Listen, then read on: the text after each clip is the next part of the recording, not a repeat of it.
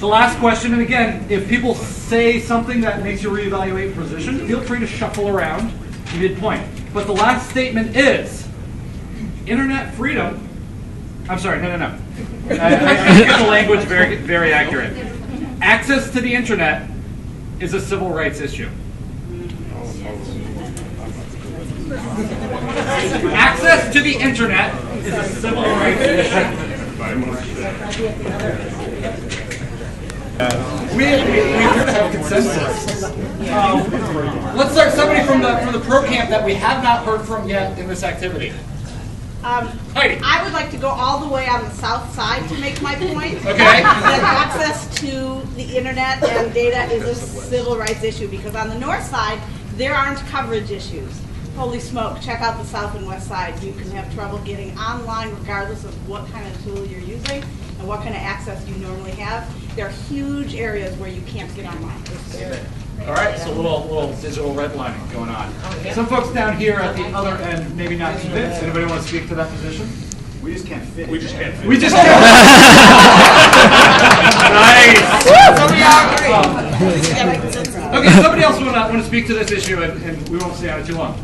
Yeah, when I think of civil rights, I definitely don't think of access to that. Okay. I think of a person's right to a desired quality of life, and having access to the internet does not impede that at all.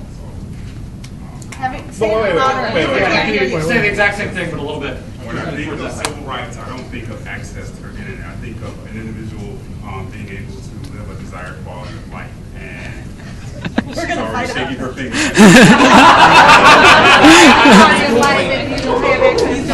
But what's access to the internet, though? It's access to information. My life does not. How can you pay my bill? Security if I'm not on the internet. Okay, all right, let me moderate. Let's go, Joe. So I think that I agree with you, Carl, to some extent. You're right that there's like certain basic issues of human rights and a person and an individual. But then once you get a little bit beyond that, you start to ask about like, is access to good food some sort of basic human right, or is access to information basic human right? So in that sense, I think that access to the internet is a civil rights issue. But you're in the same way that like access to good food is, for instance. You know, that you can access food that lets you live healthily. But what are the chance of diluting it? And like you said, it's like a slippery slope. After a while, it's like, what are we fighting for? You know, now all of a sudden we're spread across this spectrum, and half the people over here are fighting for access to the internet, and these are doing something else, and it's really not this, you know, concerted effort for civil rights. It's just like loving what they want to love. Thank you. Audrey, I'm sorry. I understand that you're right. You can have life without the internet per se.